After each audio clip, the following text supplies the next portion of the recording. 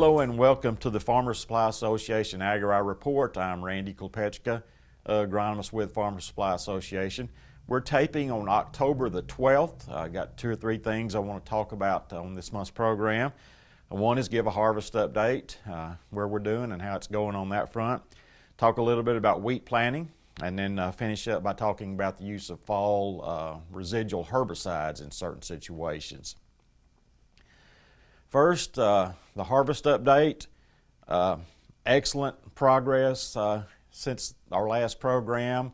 I think we taped about probably the 12th of September, and really since the 6th of September we've had probably less than an inch of rain over most of the Farmers Supply Association footprint, so just a lot of good harvest days. You know, last year we had some problems with rice drying down. I haven't really heard much of stuff like that this year. Just been a really good past month or so on harvest, so a lot of things are done. You can still find a little corn, a little rice here and there, but for vast majority of that is out. Soybean harvest going really well, you know, with all the good days we've had on that.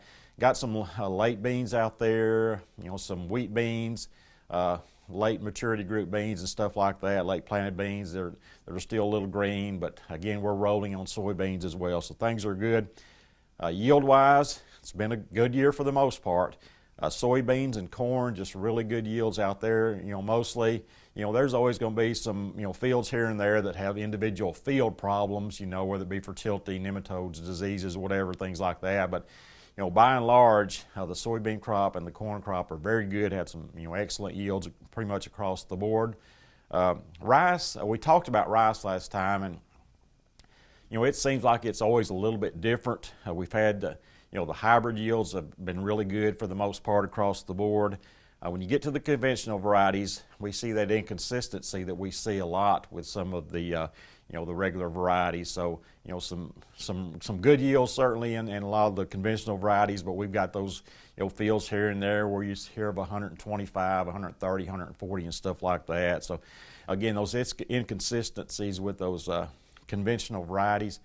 Next month, I plan on talking about rice varieties as we, you know, move into that selection process, or, you know, a lot of people will already be done with it by then. But as we're in that selection period for varieties, we've got a lot of new stuff coming next year. So I want to talk about that next time. Hopefully, some varieties that'll help us in the future. Hopefully, some of them will help us with this inconsistency issue. We'll see. You know, you don't know till you get them into the field.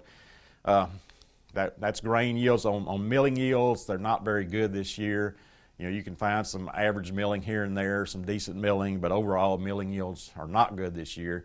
Of course, that's going to hurt the farmer's pocketbook. They won't get the price for those lower milling samples and fields that they do with the good milling, you know, rice. So that's an issue with price right there. You know, I guess the final thing on the rice is, you know, below average to good field yields, and not very good, you know, milling yields. So that's kind of the summary of the harvest season so far. Still a little bit to go, but a lot of it done. We're moving into that period where we into wheat planting. As far as planting intentions, you know, there's not going to be any new people getting into wheat this year. The price is not real good right now. So, again, it's pretty much going to be those people that have been growing wheat, those people that really like that corn, wheat, soybean rotation. They'll stay with it and plant wheat this fall.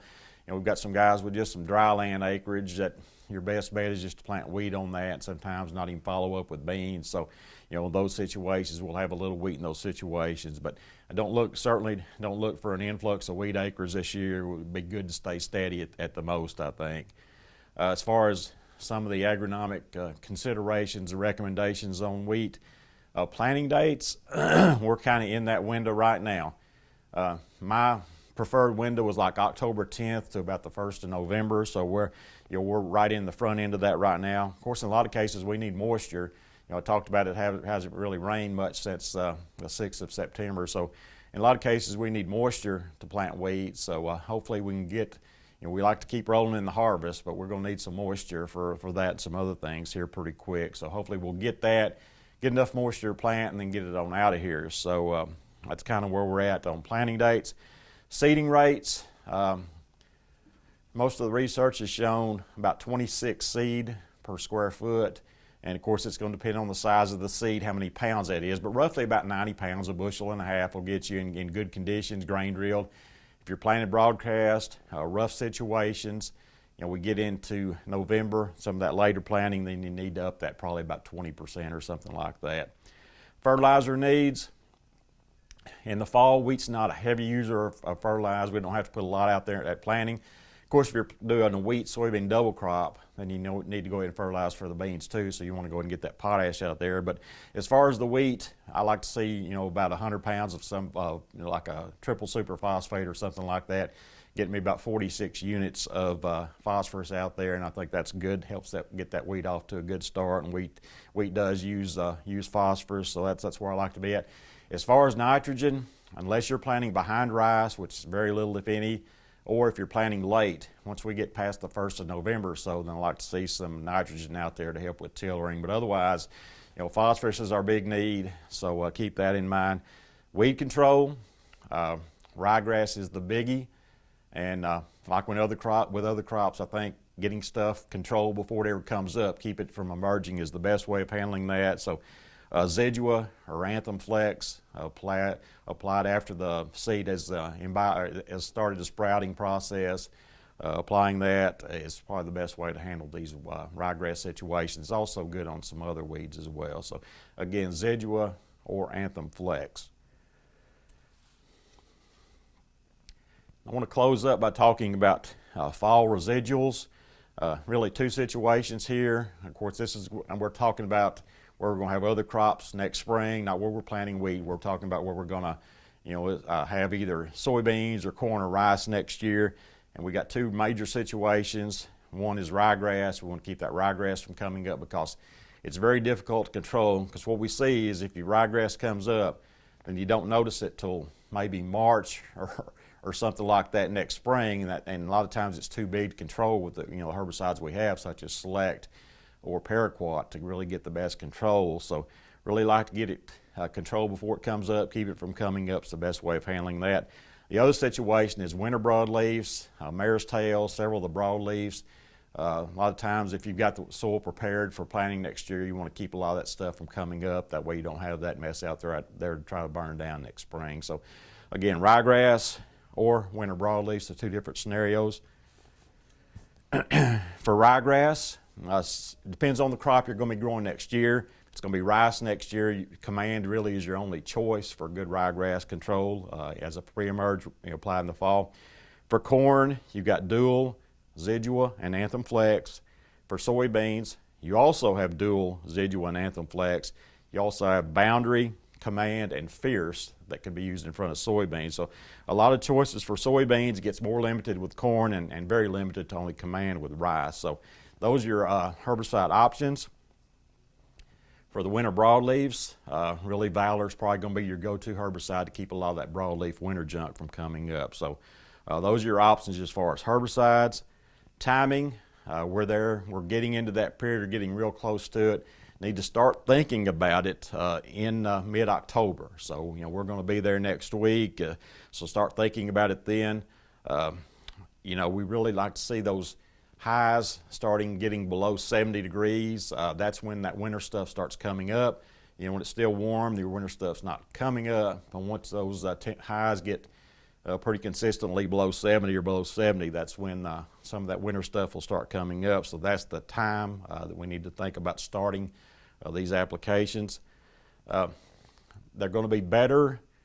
These herbicides are going to work better if we've got a worked soil that's prepared for planting for next year, and it's been sealed by a rainfall.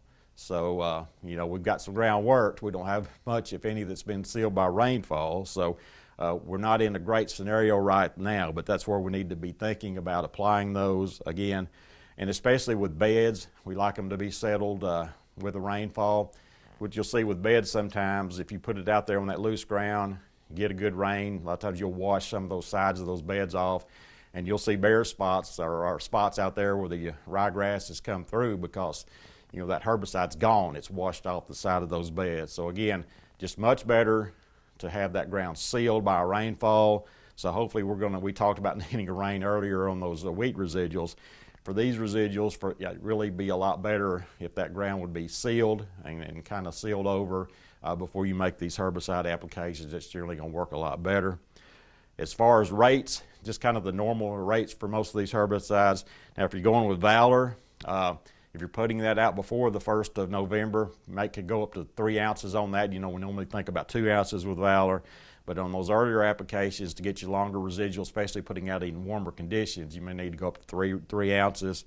But again, once we get past November 1st, the cooler conditions and getting closer, you know, to next year, when 2 ounces probably is going to be adequate. As far as command before rice, don't think about those lower command rates that you use in rice. We really need to be at a minimum of a pint rate on these applications, especially, you know, lighter soil, a pint, and then you might up that a little bit on heavier soil. So those are some little different rates than what we normally use in the field. But as far as these other herbicides, just the normal rates that we use in other crops.